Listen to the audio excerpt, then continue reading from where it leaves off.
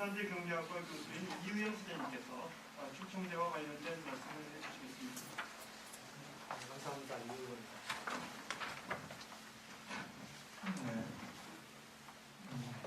출총제를 담고 있는 공정거래법을 서울 입법 당시부터 앞에서 잠깐 말씀드렸습니다만 크게 두 가지 정책을 담고 있습니다. 하나가 재벌 정책, 또 하나가 경쟁 정책. 그것을 조금 다른 법에 명시되어 있는 용어로 좀 제한적으로 말씀을 드린다면 하나가 경제력 집중 억제 정책, 또 하나가 공정거래 정책입니다. 법 명칭도 독점 규제 및 공정거래에 관한 법률 이렇게 되어 있습니다. 그런데 우리 박 교수님도 말씀해 주셨습니다만 재벌 정책 또는 경제력 집중 억제 정책에 있어서 가장 핵심적인 정책 수단은 출자 총액 제한제도였습니다. 지금도 상호 출자 금지제도라는 것이 있습니다만 모두가 다 잘 알듯이 이것은 유명무실한 제도입니다. 그렇다고 했을 때 출총제가 폐지됐다 보면 그리고 이제 공정위 기능도 역시 두 가지 정책을 수행하는 것이 공정위 기능입니다. 출총제가 폐지됐으면 재벌 정책을 상당히 포기한 건데 그러면 공정위도 그 기능의 축소에 걸맞게 기구도 좀 축소 개편해야 되는 거 아닙니까? 근데 공정위는 그냥 이 조직을 유지하고 그리고 공정위 입장 자체가 출총제 제도입에 대해서 폐지에 대해서 당시에도 그렇고 또 제도입에 대해서 정권의 그 기조에 크게 거스르지 않는 범위 내에서 폐지를 받아들였고 지금도 제도입에 대해서 그다지 긍정적이지 않습니다. 계속 이런 기조라면 공정위 기구 축소를 적극 검토해야 되지 않겠나 이런 생각을 먼저 말씀드립니다. 저는 이제 그 자료집에 공정거래법의 제1조 공정거래법의 목적과 그리고 헌법 119조 2항을 자료에 담았습니다. 법의 목적, 공정거래법 목적 자체가 출총제가 의도하는 바를 달성하고자 하는 것이 공정거래법의 목적이고 공정거래위원회의 기능이다. 그런 의미에서 지금이라도 출총제를 제도입하든 아니면 출총제가 기능하고 있던 기능에 걸맞는 다시 말하면 재벌 개혁과 경제력 집중을 억제할 수 있는 정책 수단을 강구하는 것이 정책 집행 당국인 공정위의 의무이고 또 전문가들이 고민해야 될 부분이다. 그 말씀을 먼저 드리고 출총제와 또 사후규제 방안에 대해서 시간이 허락하는 범위 내에서 말씀을 드리겠습니다. 출총제는 폐지 논의가 될 당시에 그리고 언제나 출총제가 이야기되면 찬반 양면의 입장은 명확합니다. 출총제를 반대하는 입장은 출총제가 투자를 제한하고 그로 인해서 일자리 창출을 제한한다는 겁니다. 핵심은 투자 활성화에 도움이 되지 않는다는 겁니다. 투자 활성화를 저해한다는 겁니다. 출총제가 유지되고 출총제가 제도입돼야 된다고 말하고 있는 전문가들은 출총제 폐지를 반대하던 당시의 전문가들은 출총제 폐지가 실물 투자의 증대는 별로 도움이 되지 않고 두 가지 기능을 하게 될 것이다. 출총제가 없어지면 발생할 일이 두 가지다. 하나는 가공자본을 이용한 총수의 계열사 지배권 강화, 또 하나는 계열사 확대를 통한 계열사 확대까지만 이야기하십시다.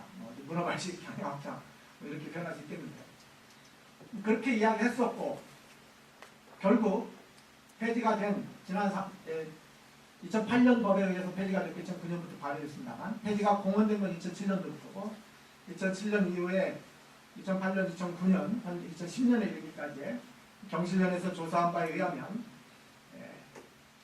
역시 지배권 강화와 투자에는 도움이 되지 않았고 계열사 확대가 이루어졌다고 하는 것이 명백히 드러났습니다.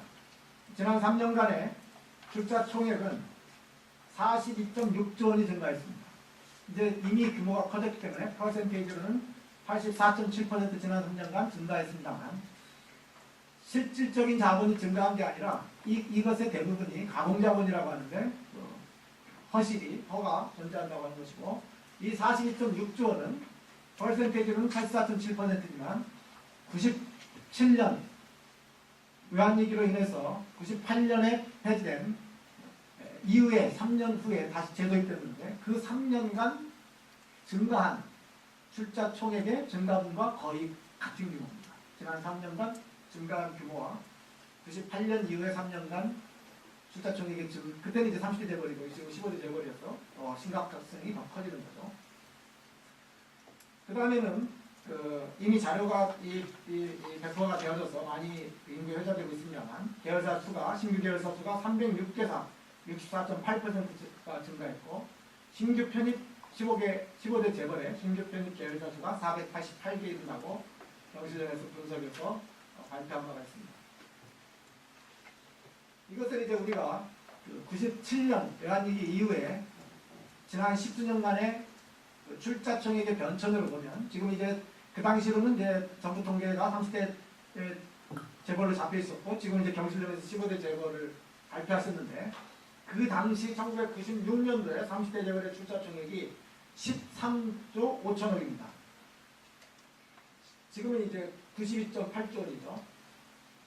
13조 5천억인데 30대 재벌이 13조 5천억인데 잘 아시다시피 상위 재벌의 출자총액의 규모가 크죠.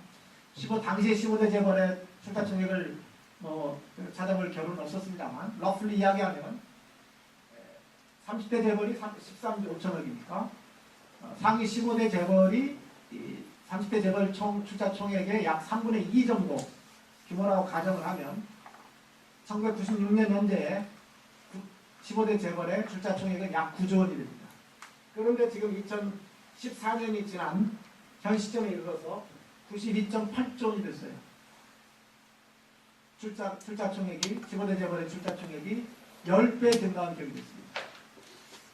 이에 반해서 실물투자는 98년 폐지된 이후에 3년 후에 그 3년 동안 이 출총제가 폐지됐던 3년 동안 이제 출자총액의 증가 30대 재벌 출자총액의 증가 비율은 비율로 말하면 200% 증가한 것이고 배수로 말하면 3배가 증가했습니다. 그 당시에.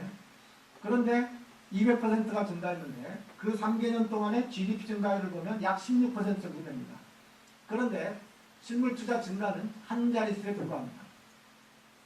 마찬가지로 이번에 경실련에서 분석한 자료에 의하면 15대 재벌의 매출액 대비 설비투자 비중이 2007년도 대비 2010년도가 마이너스 0.9%포인트 마이너스로 감소한 것으로 나타나 있습니다.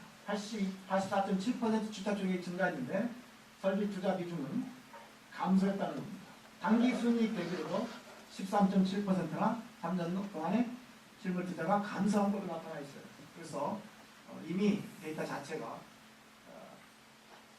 출총제가 실물투자와는 직접적인 상관관계가 없는 것이 아니냐는 겁니다. 이러한 것은 또 다른 관점으로도 볼 수 있습니다. 지난 30년에, 지난 25년에 출총제 역사 자체가 그것을 말해줍니다.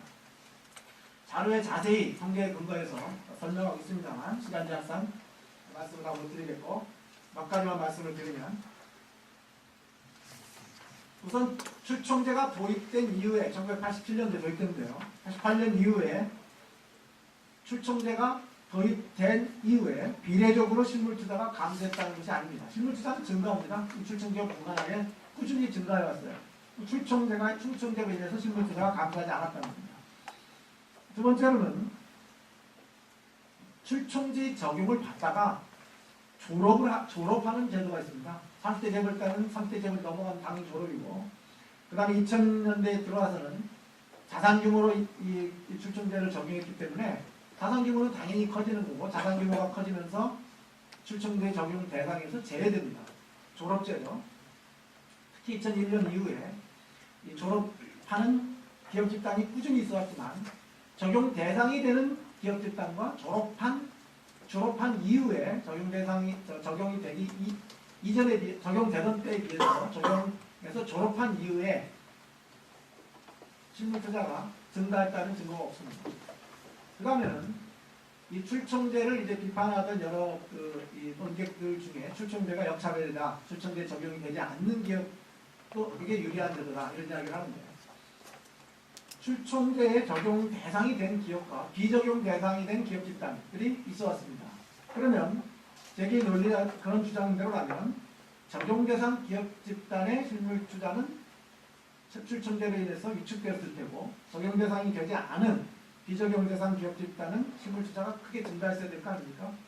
그런 통계가 없습니다.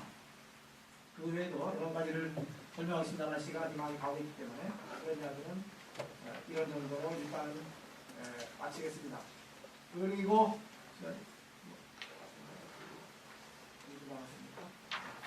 이제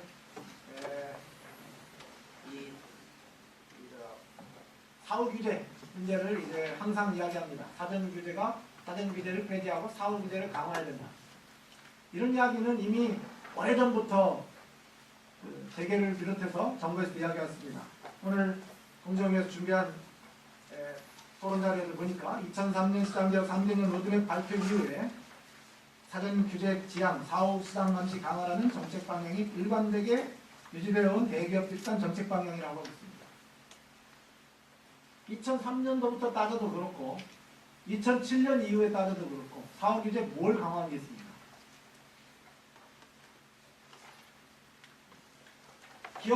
기업법에서 여러 가지 이제 증권 관련 집단 소송제도 도입됐고 사회이사 등등해서 기업 감시 체계가 좀 강화된 건 사실입니다. 제가 말하고자 하는 건 공정거래법에 있어서 사후 규제가 뭐가 강화된 겁니다. 사전 규제를 폐지하는 조건으로 사후 규제를 강화하겠다고 그랬는데 사후 규제 강화된 게 없습니다. 전혀 없는 건 아니죠. 소소한 것들이 있었습니다. 시장의 규율을 강화할 수 있을 파워풀한 사후 감시 체계가 뭐란 게 있습니다. 이 자료에서 저는 세 가지를 이야기하고 있는데 그 중에 하나가 공정거래법이 아닌 하도급법에서 금년 3월에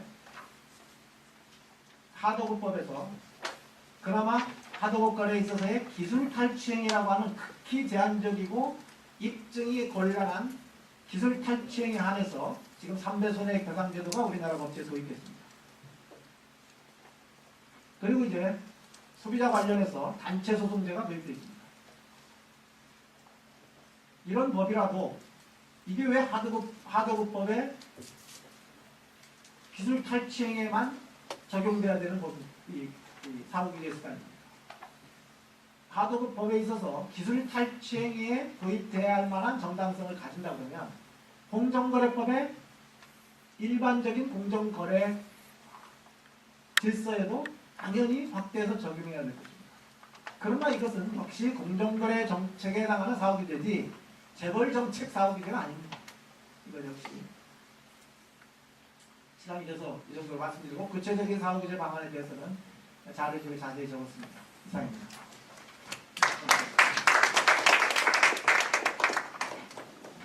이용 교수님께서는 경실련에서 그동안 실증적으로 조사한 자료를 통해서 출정제 폐지의 결과 출정제 폐지로 회사들이 주장하던 출정제 폐지의 목적은 선은 효과들이 발생하지 않고 오히려 부작용이라고 생각하는 여러 가지 효과들이 발생하였고 또 정부에서도 출정제를 폐지하는 과정에서 사후 규제를 강화하기로 하였음에도 불구하고 제대로 된 규제 정책을 제시하지 않고 있어서 충청제 폐지의 부작용이 더 강화되고 있다는